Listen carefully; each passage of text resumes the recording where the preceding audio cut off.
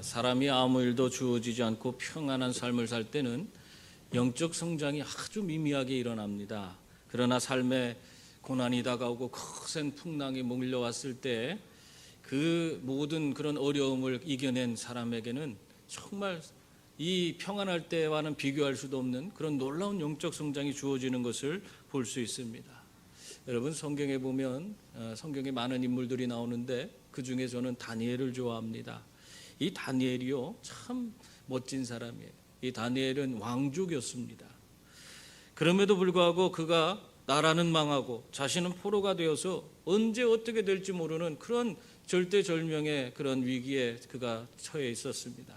그런데도 이 놀라운 것은 이 다니엘은요, 그러한 절망적인 상황에서도 그것 때문에 낙심하거나 좌절하지 않습니다. 자신의 삶을 비관하지 않습니다.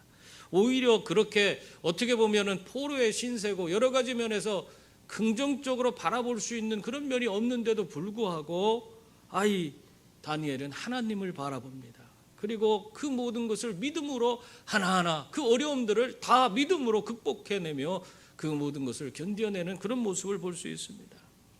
어떻게 보면은 왕의 명령조차도 어기면서 그가 믿음을 지키기 위해 애를 쓰는 모습이 나와요. 그건 참 무모한 일이기도 합니다. 그런데도 그가 그런 일들을 행해요. 결국 이 다니엘, 그 인생에 불어닥친 이 거센 풍랑을 통해서 이 다니엘은 비록 그는 포로의 신분이었음에도 불구하고 그 포로의 자리에서 정말 왕의 총애를 받는 아주 귀한 그런 신하의 자리로 옮겨갈 수 있었고, 또 많은 사람들로부터 존경받는 그런 사람이 될 수 있었습니다. 만약에 이 다니엘에게 그냥 평범한 삶, 평안한 삶만 있었다면 아마 다니엘의 모습은 이러지 않았을 수도 있어요. 다니엘에게 불어닥친 이 절망적인 상황, 여러 가지 어렵고 정말 납득하기 어려운 그런 상황이 그에게 주어졌기 때문에 오히려 다니엘은 그 시기에 하나님 안에서 더 큰 영적인 성장을 이룰 수 있었던 것입니다. 그것이 바로 이 다니엘을 하나님의 사람으로 위대하게 만들어준 것입니다. 초대교회의 사도들도 마찬가지입니다. 이 초대교회의 사도들은 이 종교 지도자들에 의해서 위협과 박해를 받았어요. 참 어떻게 보면 그들이 그렇게 예수 그리스도로 말미암아 당하는 그런 어려움은 정말 말로 표현하기가 어려울 정도로 심각한 그런 고통스러운 일들이었습니다. 그럼에도 불구하고 이 사도들의 삶을 보세요. 그들은 그런 고통과 박해가 주어지면 주어질수록 더 그들이 믿음 안에서 견고히 세워져 가는 것을 볼 수 있습니다. 뿐만 아니라 사도행전 5장 42절 말씀에 보면은 그들이 어디서든지 예수가 그들을 구원한 그리스도이심을 가르치고 전하였더라, 그렇게 말하고 있어요. 어디서든지 담대히 예수 그리스도를 전할 수 있는 그런 믿음의 위대한 그런 용사들이 다 될 수가 있었습니다. 여러분, 이것은 이들에게 주어진 그 박해와 핍박이 이들을 더 하나님의 사람을 온전하게 만들었기 때문에 이런 모든 것이 가능해진 것인 줄 믿습니다. 그러므로 우리에게 닥쳐온 고난이 나쁜 것이 아니에요. 그것을 우리가 정말 하나님 안에서 인내하고 그 모든 것을 잘 이겨낼 수 있다면 그것은 오늘도 우리를 통해서 하나님 이루시는 위대한 일들을 경험하고 하나님 앞에서 정말 위대한 그런 하나님의 사도들처럼 우리들도 그러한 멋진 모습으로 서서 살아가게 될 줄 믿습니다. 오늘 말씀 6장 1절 전반부를 보세요. 이러한 박해와 여러 가지 어려움이 있었을 때에 그때의 제자가 더 많아졌다, 그렇게 기록을 하고 있어요. 박해가 심해지고 종교 지도자들이 그들에게 위협을 가하고 있는데 오히려 제자의 수는 점점 많아졌다는 거예요. 교회에 들어오는 수많은 제자들의 수가 더 이전보다도 더 많아졌다, 그렇게 기록하고 있습니다. 여러분, 이 사도들이 전한 복음을 듣고 이 교회로 나아온 사람들을 성경의 사도행전만 살펴보면요, 사도행전에 어떻게 돼 있어요? 처음에 사도들이 성령을 받고 방언으로 이야기 시작했을 때 그들이 거리에 나와서 각처 방언으로 그들이 하나님의 복음을 전했을 때 3,000명이 회개하고 돌아왔다, 그렇게 기록하고 있어요. 그리고 미문 앞에 앉은 뱅이를 고치고 나서 하나님의 복음을 그들에게 전했을 때에 그때에는 그것을 들은 사람 중에 남자만 5천 명이나 되었더라. 남자의 수만 5천 명이 돼. 여자 아이들 수 빼고 그만큼 엄청난 수가 예수를 믿게 되었습니다. 여러분, 이러한 역사가요 한 번에 나타난 거예요. 이것을 뭐 수십 년 동안 해갖고 3천 명이 모이고 한 40년 50년 모였더니 이렇게 5천 명이 되었더라, 이런 게 아니에요. 단 두 번의 설교로 3천 명이 한 번 할 때 3천 명이 모이고 두 번째 설교에는 5천 명이 모인 것입니다. 이 모든 것은 하나님께서 이 사도들을 통해서 이 성령의 위대한 역사가 그들에게 주어지도록 만들었기 때문에 가능한 것이라 볼 수 있습니다. 여러분, 이러한 일이 언제 일어났어요? 사도들을 붙잡아다 감옥에 가둬놓고 또 그들을 꺼내다가 매질을 하고 그런 다음에 다시는 예수의 이름으로 아무것도 하지 말라, 그렇게 협박을 한 다음에 풀어준 이후에 이런 놀라운 일들이 벌어진 거예요. 그런 협박과 위협에도 그들이 굴하지 않고 담대하게 하나님의 복음을 전했을 때 그 제자의 수가 점점 더 많아졌다, 그렇게 말하고 있는 것입니다. 여러분, 오늘도 마찬가지예요. 이렇게 우리의 삶에 여러 가지 어려움과 고난이 있을 때 우리는 영적으로 더 성장하게 되는 줄 믿습니다. 뿐만 아니라 우리도 하나님의 복음을 더 담대하게 외칠 수 있고 하나님의 부흥의 역사가 우리 가운데 더 주어지게 되는 줄 믿습니다. 우리가 이러한 어려운 그런 코로나 위기 이런 때도 마찬가지예요. 이럴수록 우리는 더 각자의 자기 자리에서 하나님을 바라보고 믿음으로 모든 것을 견디고 이겨내야 하는 것입니다. 그때 하나님의 역사가 여러분을 통해서 나타나게 될 줄 믿습니다. 여러분, 이 초대교회가 이렇게 모이기 시작해서 이 사도행전 6장쯤 되었을 때 몇 명 정도가 그 교회에 모였을 것 같습니까? 제가 그냥 대충 얘기해도 아마 어림잡아도 5천 명 이상은 됐다. 기본적으로 모이는 사람이 그 정도는 됐을 거라 그렇게 보여집니다. 우리가 보통 교인의 수가 뭐 10,000명이라 하면은 모이는 사람, 출석하는 사람은 한 그거의 2분의 1, 뭐 그 정도가 나와요. 보면 보통 그렇습니다. 그것처럼 하면은 이 사람들, 이 예루살렘 교회가 3,000명이 모이고 5,000명이 모여서 전전 그것이 그 인원수가 늘었지만 그들이 모이는 수는 한 5,000쯤 되지 않았을까? 그냥 그런 생각을 가져요. 근데 이제 그건 제 추정이지 결과적으로 보면 그들을 전체적으로 보면 10,000명도 넘는 숫자가 될 수 있어요. 여러분, 이러한 큰 교회, 대형 교회가 됐는데 이 교회 시작할 때에 예수님께서 몇 명을 데리고 이 교회를 시작했습니까? 12명을 데리고 시작했어요. 12명, 보잘것없는 12명을 데리고 시작해서 그 12명이 120명이 되고 그 120명이 성령 충만 받아서 거리에 나가서 복음을 전했을 때 3,000명이 돌아오고 그 다음에 5,000명이 돌아오는 역사가 있었어요. 매우 짧은 순간에, 짧은 그런 시간에 이 놀라운 교회가 부흥의 역사를 경험하게 된 것입니다. 여러분, 이러한 모든 것이 다 그들이 잘나서 그렇게 된 거예요? 하나님께서 그들과 함께 하셨기 때문에 이러한 모든 일이 이루어진 줄 믿습니다. 모든 것이 성령의 역사인 줄 믿습니다. 여러분, 우리가 성령 하나님이 우리와 함께 하시면 우리는 우리 수준에서 일하는 것이 아니라 하나님 크기의 일을 감당하는 자들이 되는 것입니다. 그래서 그런 역사를 우리는 보게 되는 거예요. 그걸 오늘 성경은 우리에게 보여주고 있는 것입니다. 그래서 여러분, 우리의 생각과 우리가 원하는 그런 시간대로 하나님께 내가 간구한 모든 것들이 이루어지지 않는다고 해서 그것으로 말미암아 낙심하거나 괴로워할 이유가 없는 것입니다. 여러분, 하나님이 손대시면은 우리가 10년 동안 열심을 내어도 될까 말까 한 일이 하나님이 하시면 1년도 안 돼서 될 수도 있고 한 달 안에도 될 수 있는 거예요. 하나님은 능치 못할 일이 없는 줄 믿습니다. 전능하신 하나님이에요. 그 하나님께서 하시면은 우리와는 비교할 수도 없는, 우리는 노력해도 10년이 걸릴까 말까인데 하나님은 일순간에도 하실 수 있는 거예요. 그러므로 여러분, 이러한 하나님의 위대한 역사와 놀라운 은혜가 여러분 삶에 주어지기를 바랍니다. 그동안 고민하던 문제가 하나님 앞에 모든 걸 맡기고 나아갈 때 그 안에서 진정한 해결함을 맛볼 수 있기를 바랍니다. 물질의 문제, 자녀의 문제, 이 코로나 전염병의 문제도 하나님의 강권적인 역사 앞에서 속히 해결될 줄 믿습니다. 이렇게 초대교회가 급성장을 이루게 되자 이전에 숫자가 얼마 안 되었던 교회의 모습과는 다른 그런 양상이 교회 안에 나타나기 시작했습니다. 여러분, 예전에 초대교회는요, 참 인원이 적을 때는 모든 사람들이 네건 내 것이 없었잖아요.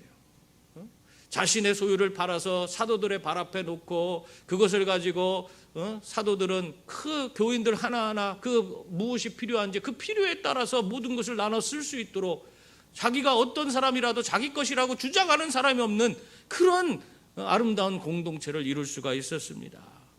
이 사도들이 얼마 안 되는 그런 몇 명 모이지 않는 교회, 작은 교회였을 때는 모든 사람들을 돌보고 모든 사람의 필요를 채울 수가 있었어요.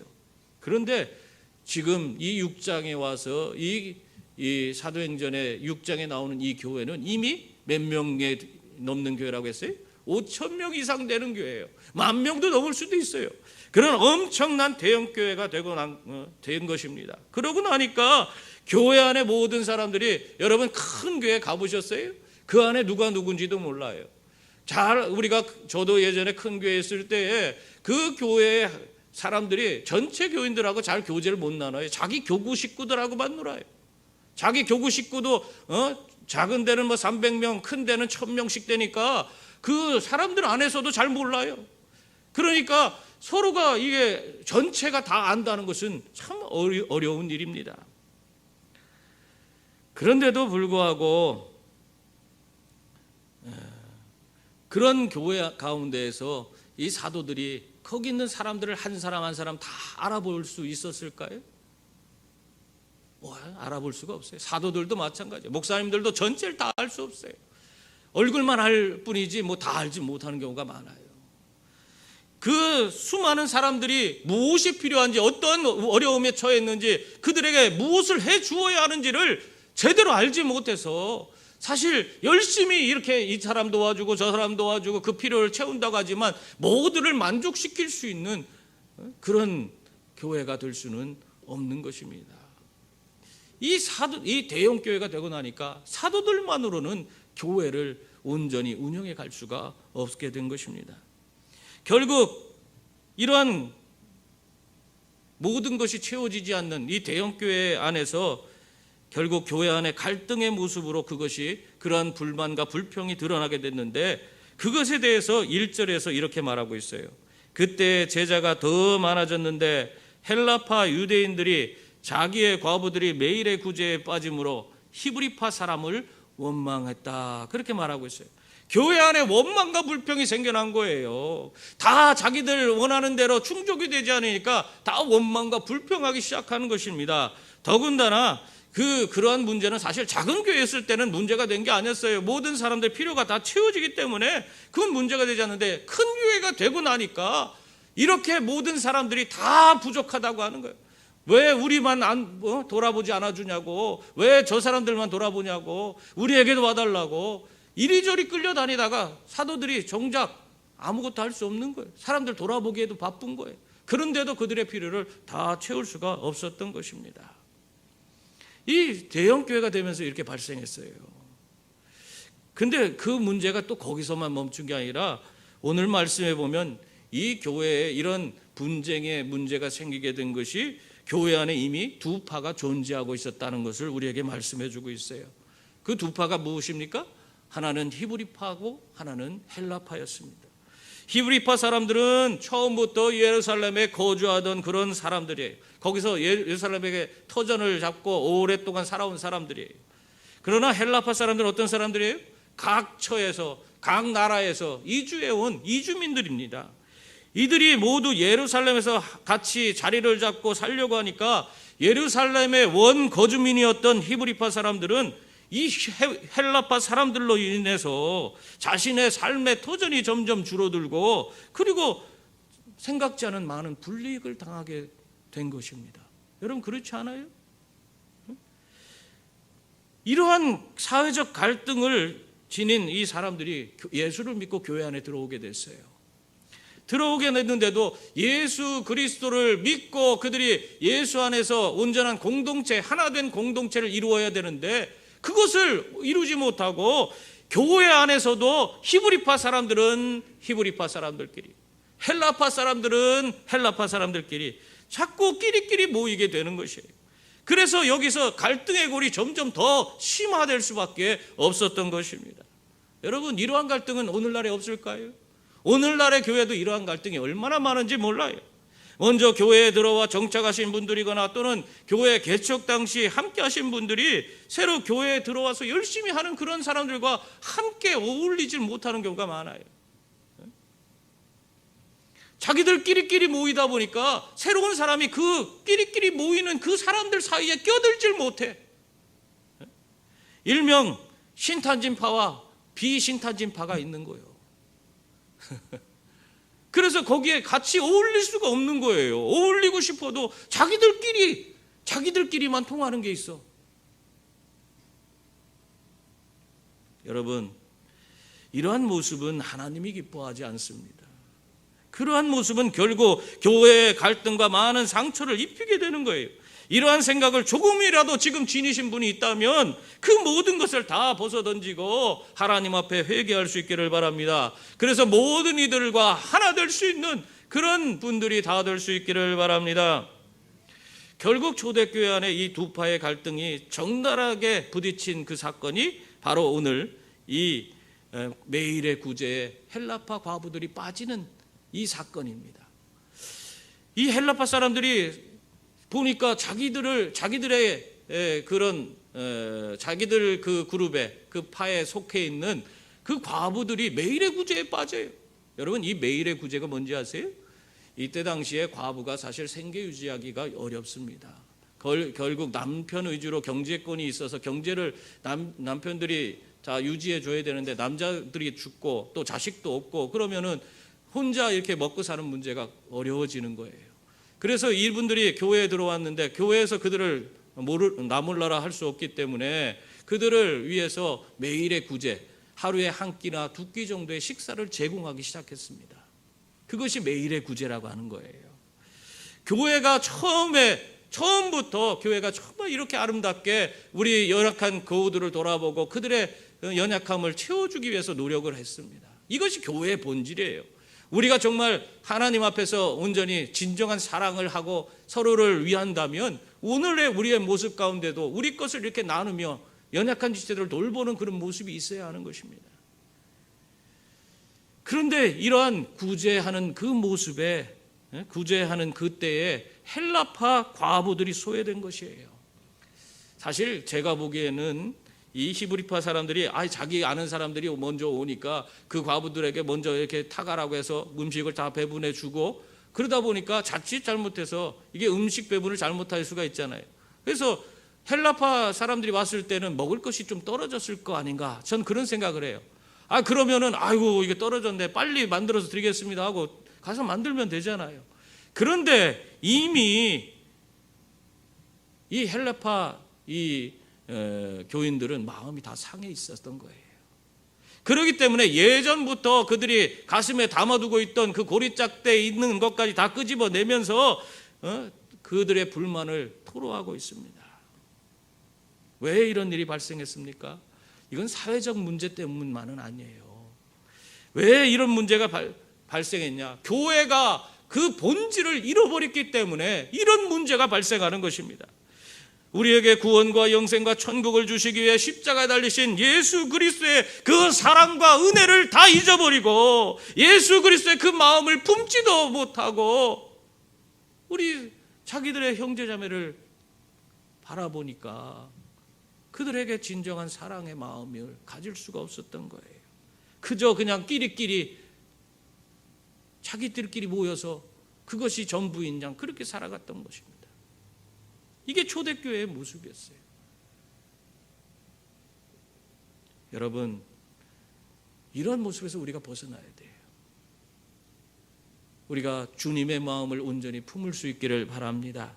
우리를 구원하시기 위해서 저 높은 하늘 보좌를 버리시고 이 낮은 십자가까지 내려오셔서 자신의 육신을 찢으시고 우리를 위해서 모든 자신의 목숨까지 내어주신 이 예수님의 그 크신 은혜와 사랑을 우리가 기억한다면, 그 사랑을 우리가 품을 수 있다면 우리도 우리 가운데 있는 여러 가지 어려움 당한 이들, 우리 안에 나와 다른 우리 형제 자매들을 우리가 품고 함께 나아갈 수 있는 줄 믿습니다. 여러분, 나는 알 수 없어요. 나는 그 사람을 사랑할 수 없어요. 그 사람을 내가 진짜 품어줄 수 없어요. 그러나 예수님께서는 이미 우리 하나님과 원수되었던 그런 존재, 죄인이었던 그런 존재들을 다 품어주셨잖아요. 그렇기 때문에 우리 힘으로 하지 마시고 우리 안에 주님을 모셔드려서 주님이 주시는 힘과 능력으로 우리 형제자매를 진정으로 사랑하고 품고 나아가는 그런 분들이 다 될 수 있기를 바랍니다. 그때 우리는 진정한 사랑을 나눌 수 있어요. 이렇게 교회 안에 갈등이 생겨서 이 문제가 발생하자 이 사도들이요, 지혜로운 그런 대안을 하나 제시하고 있습니다. 그것이 무엇입니까? 2절과 3절 말씀이에요. 우리 한번 같이 읽어보겠습니다. 12사도가 모든 제자를 불러 이르되 우리가 하나님의 말씀을 제쳐놓고 접대를 일삼는 것이 마땅하지 아니하니 형제들아 너희 가운데서 성령과 지혜가 충만하여 칭찬받는 사람 7을 택하라. 우리가 이 일을 그들에게 맡기고. 아멘. 사도들은 먼저 자신들이 하나님 말씀을 제쳐두고 접대를 일삼는 일이 마땅치 않다, 그것을 깨닫게 된 거예요. 자기들이 그런 일을 하는 것 자체가 이것이 하나님 뜻이 아니다는 것을 알게 됐어요. 그래서 그들은 다시 한마디로 뭐를 하기 원하는 거예요? 본질로 돌아가야겠다 하는 각오와 결단을 하게 된 것입니다. 이 사도들이 돌아가야 될 그 본질이 무엇입니까? 그것은 다른 게 아니에요. 하나님의 말씀을 가르치고 전하는 것입니다. 그것이 이 사도들이 해야 될 본질이었어요. 그들은 그동안 성령의 충만함을 받아서 어떠한 상황과 환경 가운데서도 굴하지 않고 그들에게 주어진 그런 사명, 하나님의 복음을 전하는 데에 최선을 다해 왔어요. 그때 성령의 놀라운 역사가 그들 가운데 임했고 또 교회는 놀라운 부흥을 이루어갈 수가 있었습니다. 그런데 지금 이 사도들의 모습은 예전의 모습과 너무나 달라요. 지금은 어떻습니까? 이 사도들은 그저 교회 안에 급격하게 드러난 그 수많은 사람들, 그 사람들 돌보느라 자신에게 주어진 그 사명은 생각지도 않고 그들을 조직하고 그들에게 필요를 채워주고 접대하고 이 매일의 구제를 어떻게 해서 밥이라도 잘 지어서 대접해드리고 이런 행정적인 문제, 여기에 그냥 완전 매몰되어 있는 것입니다. 여러분, 교회가 커지면 커질수록 이러한 현상은 더 강하게 나타납니다. 이 목회자들이요, 교회가 커지게 되면은 이 교회가 목회자 중심으로 돌아가다 보면 목회자들이 해야 할 일이 너무 많아져요. 하나님의 복음을 전하고 성경을 가르치고 기도하는 일에 전부해야 될 이 사람들이 그저 그냥 조직을 관리하고 그 사람들 돌보고 하는 일에 거기에 다 매진하기 때문에 정작 그들에게 주어진 사명은 감당치 못하는 그런 일들이 많은 것입니다. 이 문제를 해결하기 위해서 사도들은 오늘 뭘 하자고 하는 거예요? 거기 있는 모든 제자들을 불러 모아서 자신들에게 주신 그 사명, 하나님 복음 전하는 일을 전념하겠다. 그러니까 이제까지 자기가 교회의 행정과 교회의 재정과 교회에서 사람들을 조직하고 관리하는 이런 모든 일들을 담당할 수 있는 성령과 지혜가 충만하여 칭찬받는 그런 사람 7명을 세워달라, 그 얘기를 한 것입니다.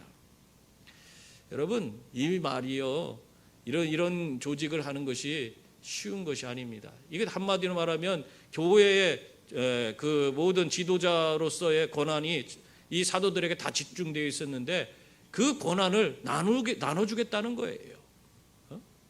지금 이 사도들이 지금 그 얘기를 하고 있는 거예요. 이 지도자의 굉장히 중요한 일이지만 잘 되지 않는 그런 하나의 그런 일이 있는데, 그것이 뭐냐면 이렇게 자기의 권한을 다른 자기와 같은 지도자를 세워서 그 사람에게 양도하는 겁니다. 그것이 얼마나 어려운지 몰라요. 여러분, 옛날에 우리 역사를 보면요, 역사에 수많은 왕들이 등장하잖아요. 근데 그 왕들이요, 자신의 권위에 도전하는 그런 사람이 있으면 어떻게 해요? 어떻게 해서든지 찾아내서 가차없이 그들을 다 죽여버립니다. 심지어는 자기 아들조차도 자기의 왕권에 그것을 도전하는 그런 대상이 되어버리면 자기 자식도 그냥 무참히 죽여버려요. 그래서 죽은 사람이 사도세자 아닙니까? 영조가 자기의 왕권을 가지고 이 당파 싸움에 휘말려 갖고는 자기 아들을 죽일 수밖에 없었어요. 자기 왕권에 그게 도전이 되기 때문에. 그만큼 자신의 권위를 지켜나가는 거, 그것이 사람들이 그걸 얼마나 중요시 여기는지 몰라요. 그런데 오늘 이 사도들은 자기의 그런 지도자로서의 그런 권한을 내려놓겠다는 거예요. 그것을 다른 사람을 세워서 그들에게 양도해 주겠다는 것입니다. 왜 그래요? 이 사도들은 오직 하나님이 주신 그 사명을 온전히 더 잘 감당하기 위해서, 그래서 이 모든 것을 내려놓고 교회를, 자신들을 대신해서 그 교회 행정과 재정과 또 사람들을 조직하고 돌보는 그 모든 일, 이런 것들을 할 수 있는 성령과 지혜가 충만하여 칭찬받는 사람을 세우길 원했던 것입니다. 여러분, 이러한 일이 이 초대교회에 이루어졌기 때문에 이 교회가 그 수준에서 머물지 않고 폭발적으로 계속 부흥을 이루어갈 수가 있었던 것입니다. 여러분, 초대교회 부흥의 또 다른 열쇠가 바로 이 지도력을 나눠주는 데 있었습니다. 만약 이 사도들이 끝까지 자신들의 권한을 놓지 않고 지속했다면 아마 그 교회는 더 큰 갈등과 큰 문제에 봉착하게 되고 더 이상 하나님의 위대한 역사를 이루어가는, 그 부흥의 놀라운 역사를 정말 이루어가는 그런 교회는 될 수가 없었을 것입니다. 그러나 이 사도들은 자신의 그런 권한을 다 내려놓고 교회를 자기들을 대신해서 섬길 자를 세움으로 말미암아 하나님의 위대한 그런 교회가 될 수 있도록 만들었고, 또 부흥의 그 위대한 역사를 계속해서 이어나갈 수가 있었습니다. 여러분, 그러므로 오늘의 교회도 마찬가지예요. 우리가 너무 목회자 중심으로 집중되어서 사역이 진행되는 것은 바람직한 것이 아니에요. 목사 혼자 이리 뛰고 저리 뛰고 하는 것, 그거 바람직한 것이 아니에요. 교회는 끊임없이 성령과 지혜가 충만하여 칭찬받는 그런 사람들을 세워서 그 목회자와 함께 그 지도력을 같이 나누어 받고 교회를 이끌어갈 수 있는 그런 체제가 되어야 하는 것입니다. 그렇게 해서 이 목사님과 함께 동역하는 그런 일꾼들을 세워서 하나님의 일들을 감당해 나갈 때에 그 교회가 위대한 그런 하나님의 부흥의 역사를 경험하게 되는 것입니다. 그러므로 오늘 교회의 부름을 받아 다양한 직분으로 세움받은 우리 장로님들, 집사님들, 권사님들, 이러한 교회의 부흥을 위해서 여러분들이 세움받았다는 사실을 항상 깨달을 수 있기를 바랍니다. 그것을 기억할 수 있기를 바랍니다. 그래서 목회자를 도와서 잘 교회를 섬겨가는 분들이 다 되시기 바랍니다. 여러분, 그 일을 대충 해서 되는 게 아니에요. 대충 해서는 안 되는 것입니다. 하나님께서 특별하게 여러분을 성령과 지혜가 충만하여 칭찬받는 사람들로 세운 거예요. 그래서 여러분을 통해서 하나님의 위대한 역사를 이루기 위해서 세우신 겁니다. 여러분을 통해서 이 교회를 이끌어가고 신앙을 선도해가고 정말 어떻게 보면 하나님의 위대한 일을 이룰 수 있는 길을 열어가도록 그렇게 여러분들을 세우신 거예요.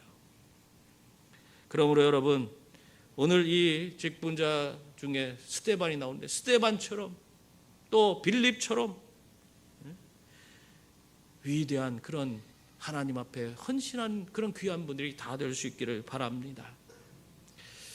이렇게 해서 결국 초대교회는 7집사를 세웠는데요. 5절 6절 말씀을 보면 온 무리가 이 말을 기뻐하여 믿음과 성령이 충만한 사람 스데반과 또 빌립과 브로고로와 니가노로와 디몬과 바메나와 유대교에 입교했던 안디옥 사람 니골라를 택하여 사도들 앞에 세우니 사도들이 기도하고 그들에게 안수하니라, 이렇게 말하고 있습니다.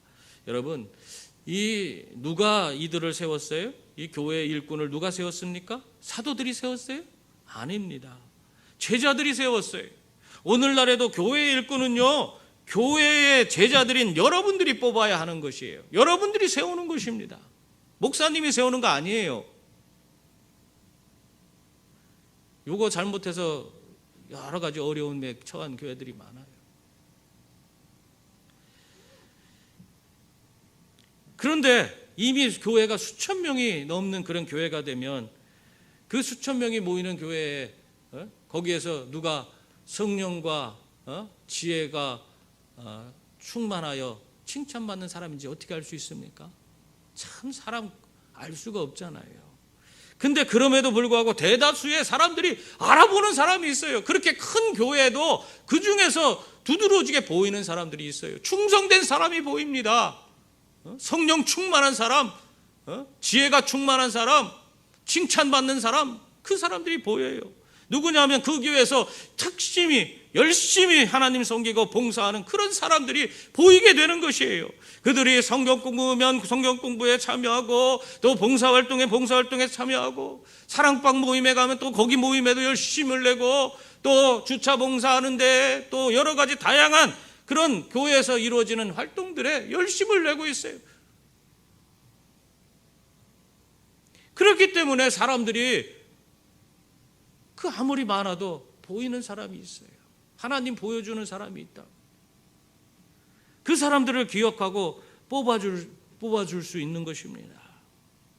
바로 그 사람들이 바로 성령과 지혜가 충만하여 칭찬받는 사람인 것입니다. 여러분, 이 사람들을 뽑아서 결국 사도들이 안수하였습니다. 안수란 거 뭔지 아세요? 여러분, 안수 받아도 별 달라지는 것도 없고 뭐 느낌도 별론데, 물론 어떤 사람은 그 방언도 받고 그 안수 받으면서 뭔가 진동도 오고 뭐 그런 분들 계세요. 그렇지만 그렇지 않을 수도 있어요. 그건 사람마다 다르기 때문에 그렇습니다. 그런데 이 안수라는 것은 달라요. 특별한 것입니다. 이 안수는 그들에게 영적 권위를 부여해 주는 그런 행위입니다. 뿐만 아니라 이제부터 성령의 임재가 너와 함께 하면서 하나님의 일이 너를 통해서 이루어진다 하는 것을 교회 앞에서 나타내는 것이에요. 안수는 그거예요. 성령의 임재가 너와 함께 한다 하는 것을 증표로 안수해 주는 거예요.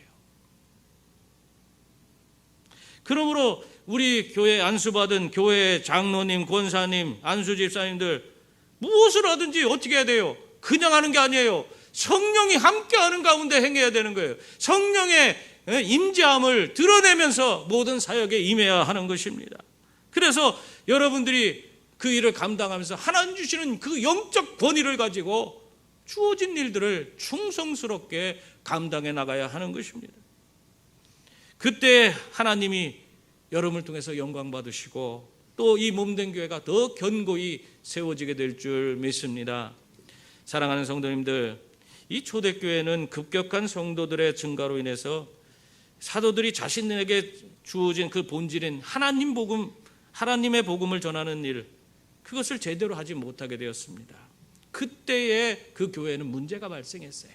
갈등이 생기게 되었고, 또 한편으로는 사도들도 자신들의 사명을 제대로 감당할 수 없는 그런 위기가 찾아왔던 것입니다. 그때 하나님께서 어떻게 하셨어요? 성령과 지혜가 충만하여 칭찬받는 일꾼들을 세워서 그들과 동역함으로 사도들은 자신에게 주어진 사명을 온전히 감당할 뿐만 아니라 교회는 계속해서 하나님의 위대한 부흥에 동참할 수 있는 그런 교회가 되도록 만들어 주셨습니다. 여러분, 이렇게 하나님의 일꾼을 세워서 서로 동역하게 하는 그런 일이 주어졌을 때에 7절에 지금까지 한 모든 것을 정리하면서 한 말씀을 우리에게 던져주고 있습니다. 7절 말씀 우리 다 같이 한번 읽어볼까요? 하나님의 말씀이 점점 왕성하여 예루살렘에 있는 제자의 수가 더 심히 많아지고 허다한 제사장의 무리도 이 도에 복종하니라. 아멘. 하나님의 복음이 이 사람을 세워서 안수하고 그들과 함께 목회자와 함께 사도들과 함께 동역하게 했더니 하나님의 복음이 더 왕성하게 퍼져가게 되었다. 또 수많은 사람들이 그리스도의 제자가 되고 심지어는 허다한 제사장의 무리도 이 도에 복종하게 되었다. 정말 어떻게 보면 제사장들이 거기에 고개 숙이고 들어올 거라고 아무도 생각하지 못했는데 허다한 제사장의 무리도 예수 믿고 그들도 구원의 자리에 나왔더라. 그 말을 하고 있어요. 여러분, 이렇게 사도들이 본질로 돌아가자 이 말씀의 영향력이 얼마나 커지고 정말 수많은 제자들에게 선한 영향을 끼쳤는지 모릅니다. 이러한 모습이 살아있는 교회, 성령의 역사가 있는 교회의 모습인 줄 믿습니다. 그러므로 우리 교회도 마찬가지예요. 우리 귀한 일꾼들, 지금 세움받은 일꾼들, 앞으로 세울 일꾼들 다 똑같아요. 모든 그런 일꾼들이 한 마음 되어서 이 목회자와 함께 정말 아름다운 하나님의 그런 일들을 우리가 감당하고 한 마음 되어서 나아가면 하나님의 위대한 부흥의 역사가 우리 교회 가운데 주어지게 될 줄 믿습니다. 그 일에 여러분 모두가 다 주역이 될 수 있기를 주님의 이름으로 축원합니다. 기도하겠습니다.